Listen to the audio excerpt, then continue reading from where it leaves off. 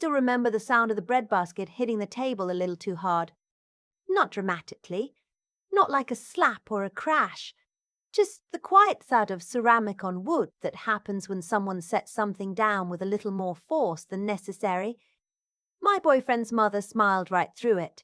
I watched her do it the way you watch someone decide, in real time, to let something go. I had been doing the same thing for about 40 minutes by that point. His father was talking about hospital administration. He had been talking about hospital administration since the appetizers. Before that, he had talked about the decline of physician autonomy in America. Before that, he had talked about how the current generation of doctors. And here he paused, looked at the ceiling for a moment, didn't really understand what it meant to build something from nothing. His name was Warren. He had retired 3 years ago from Mercy Regional after 26 years as head of the orthopedic surgery department. He was 64, broad-shouldered, with the kind of handshake that announces itself before it happens. My boyfriend Noah had told me about him the way you describe weather. Consistent, a little unpredictable in intensity. Best to have a jacket. I liked him, actually, in the way you can like someone who is exhausting. He was funny when he wasn't performing. He loved his wife genuinely and visibly. He called Noah kid even now, and Noah let him, which told me something real about both of them. But we had been at this dinner for almost an hour and a half, and at some point the conversation had turned to medicine, and then to hospital systems, and then, slowly, the way a tide comes in, it had turned toward me. Not at me, not yet, around me, the way people talk when they're aware of you, but not quite ready to include you.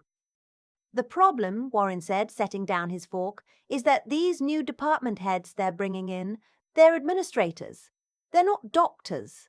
They sit in meetings, they look at spreadsheets, and they've never spent a real shift on their feet. Noah's mother, Carol, refilled her water glass. She had the practiced patience as someone who had heard most of these speeches before, and had somewhere along the way decided they were just the background music of her life. I was cutting a piece of chicken. Where are you seeing that? I asked. Conversational. Genuinely curious, actually, because it was a real phenomenon, the over-administration of clinical departments, and I had opinions about it. Warren looked at me with the specific expression of someone recalibrating how seriously to take a question. Everywhere, really. I was talking with a colleague last month. He left Hargrove after the new leadership came in. Said it didn't feel like a medical institution anymore. Felt like a tech startup with scrubs. What department was he in? Radiology. They brought in some young hotshot to run the whole imaging division. 30-something. He shook his head.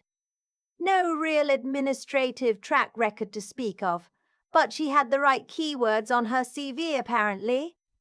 I took a sip of water. Noah was looking at his plate. The thing is, I wasn't sure yet what Warren knew about me. We had been together for 2.5 years.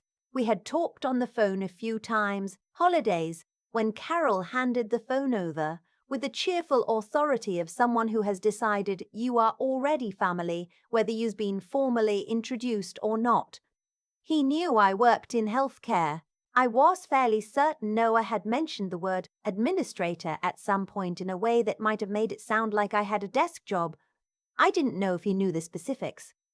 I hadn't known how to bring it up without it sounding like I was announcing myself. And 2.5 years is both a long time and also exactly the right amount of time to be meeting someone's father for the first time when the relationship has been mostly long distance and the timing kept being wrong, and then your schedules finally aligned over a long weekend in October. Carol said she was making pot roast and that was that. I think it depends on the hire, I said. Some of those transitions go badly. Some of them don't. Warren tilted his head, polite but not quite agreeing. In my experience, when you put someone without clinical depth into a department leadership role, the staff knows it immediately.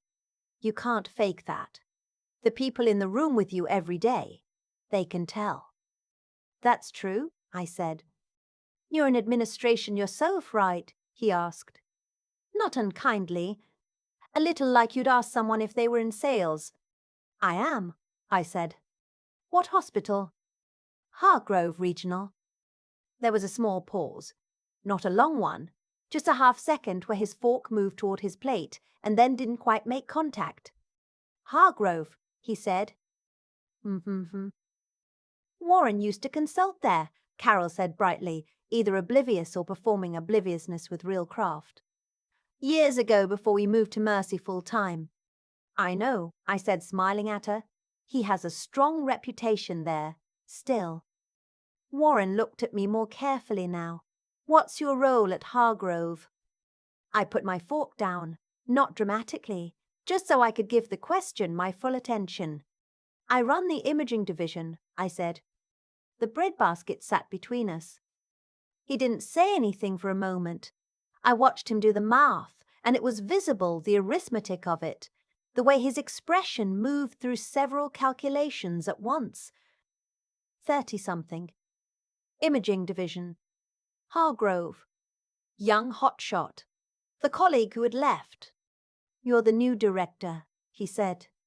I've been there 14 months, I said, so I guess the new is starting to feel relative. Carol laughed. It was a real laugh, surprised out of her, and I liked her a lot in that moment. Noah finally looked up. He had the expression of someone who has been watching a controlled burn and is now reasonably confident it will not take out the whole forest. You didn't tell me, Warren said, not accusatory, more like he was thinking out loud. You didn't ask, I said, and then immediately softened it. I didn't want to make it weird. It's a first dinner. I wanted you to get to know me before the job title got in the way of it. He was quiet for a second. I noticed he was turning his water glass in a slow circle, the way people do when they're thinking. And my colleague, he said, Ted Farrow, radiology. Ted's the one who recommended me for the role, actually, I said. He's the reason I applied.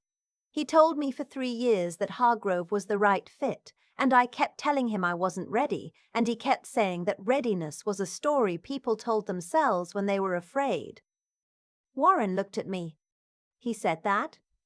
Repeatedly, it became a whole thing. Something shifted in his face, not dramatically, not like a wall coming down, more like a window opening, just enough to change the air in the room. Ted's a good doctor, he said finally. He is, I said. He's missed. The department misses him. I tell him that when we talk. You still talk with him? He's a mentor. Retirement doesn't really end that.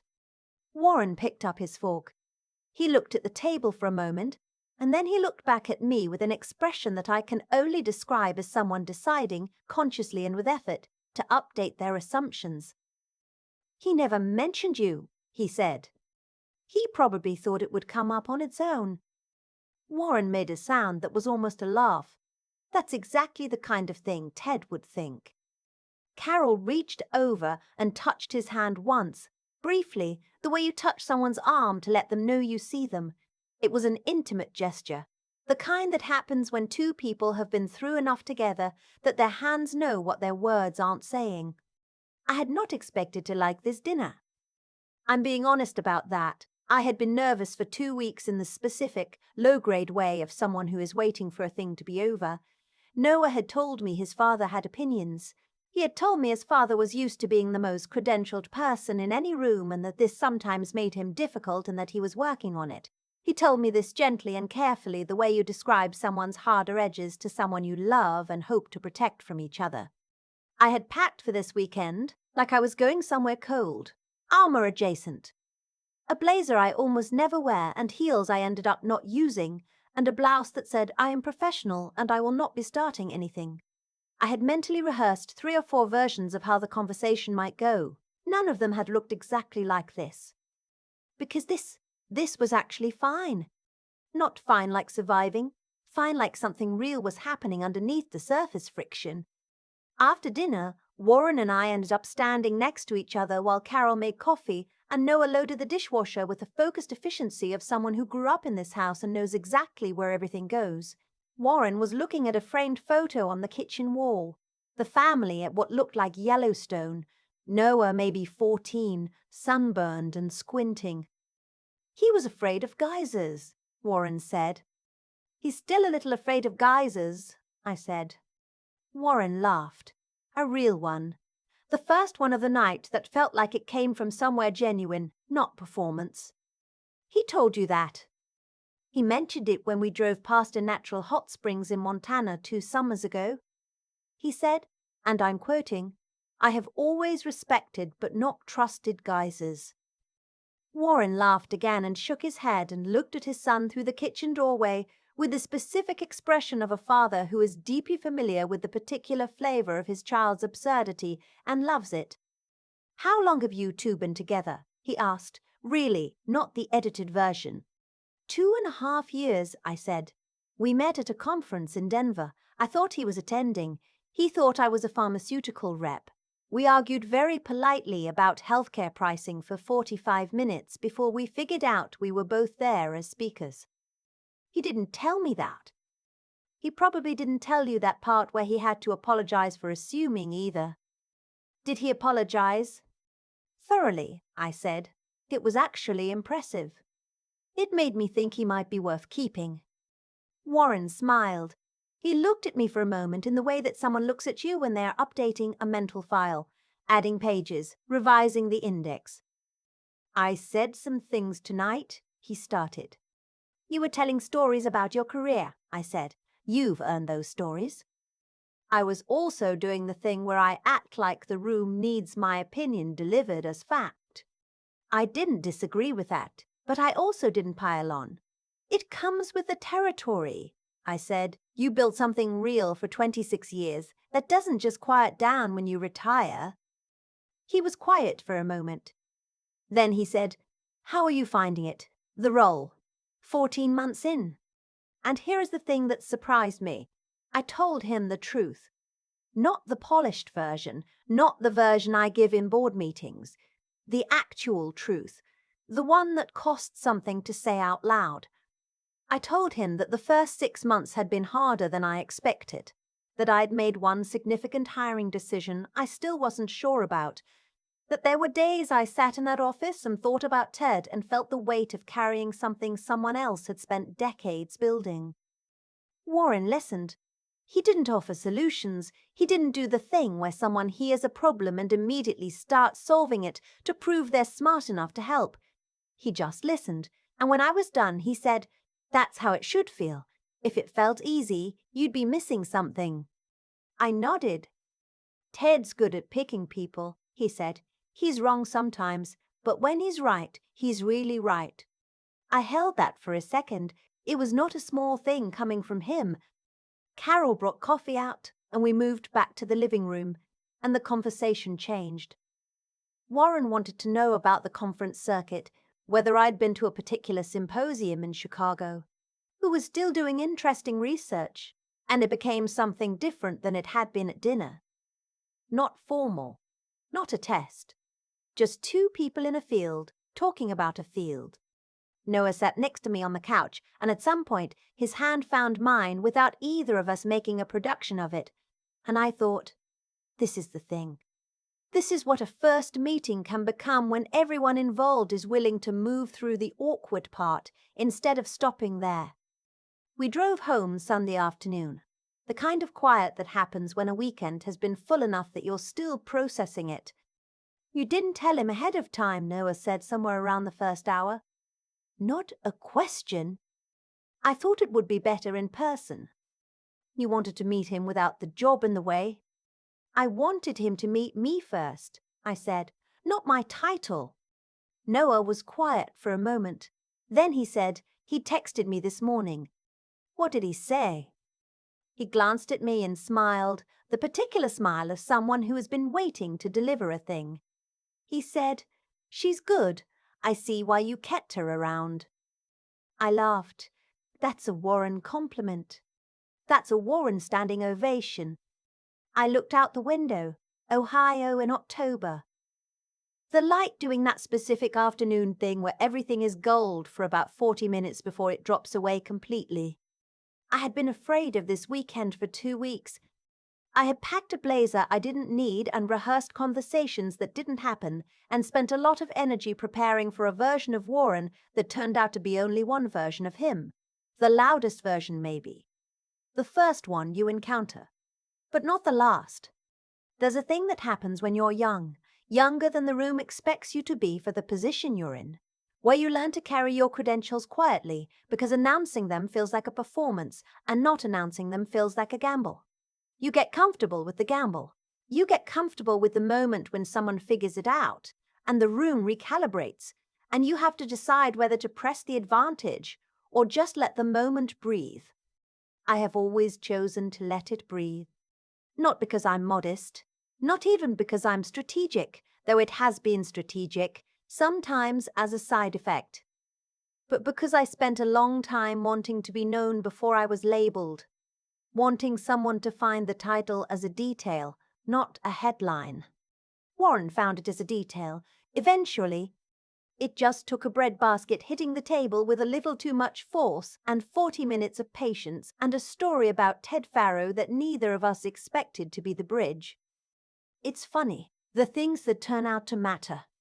We got home late. I unpacked the blazer and hung it back up, still unworn, and thought maybe next time I wouldn't bother bringing it. I don't think I'll need it. I've thought about that breadbasket a lot since that weekend. Not the dinner itself, or not only the dinner. The part I keep coming back to is the drive home. The Ohio light going gold and then gone. Noah telling me about his father's text. The way I felt sitting in that passenger seat. Not triumphant, exactly, but something quieter and more lasting than that. Here's what I've come to understand about that night. The further I get from it, Warren wasn't wrong about the things he believed. He was wrong about me, specifically, in that specific hour. But his observations about healthcare administration, the drift toward metrics over medicine, the risk of putting someone credentialless in front of a clinical team, those weren't bad observations. They came from 26 years of watching things go right and wrong. He had earned those convictions the hard way, and that kind of knowledge doesn't stop being real just because the person delivering it is being insufferable about it. What changed wasn't Warren's intelligence. What changed was his willingness to update. And I think that's rarer than people admit. Most people, when they discover they've been wrong about someone, have two choices. They can dig in, or they can open up. Digging in is easier. It protects the version of yourself that was right a few minutes ago. Opening up costs something. It requires you to say, at least to yourself, that the map you were using wasn't the territory.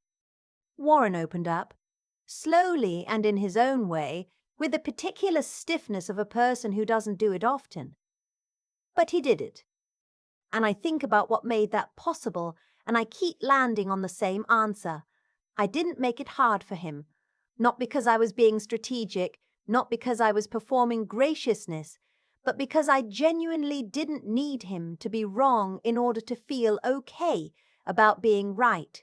I had done the work, 14 months of it, and the 3 years before that when Ted kept telling me to apply and I kept finding reasons not to. That work was real regardless of whether Warren knew about it. His opinion of me in that first hour didn't change the actual facts of what I'd built. That's the thing nobody tells you about carrying your credentials quietly. It only works if you actually believe in what you've done. If you're waiting for external validation to feel legitimate, the quiet will eat you alive. But if the work is solid, if you've been honest about your gaps, relentless about learning, and decent to the people around you while you did it, then someone's wrong first impression of you is just a temporary condition. It corrects itself. Not always, and not always gracefully, but it corrects. I think about the younger version of me, who would have wanted to announce herself at that table, who would have felt the sting of Warren's assumptions and wanted the room to know immediately, loudly, that he was wrong. I understand that impulse. I've had it. But there's a kind of steadiness that comes from having been tested, really tested, not just in a dinner conversation, but in the long, unglamorous work of building something real, that makes you less hungry for the moment of correction and more interested in what happens after. What happened after was Warren asking me how I was really finding the role, and me telling him the truth. And both of us, by the end of a cup of coffee, talking like two people who had been in the same rooms, facing the same problems across different decades. That's not a small thing. I drove home with a blazer I never needed and the particular feeling of a weekend that went better than I was prepared for.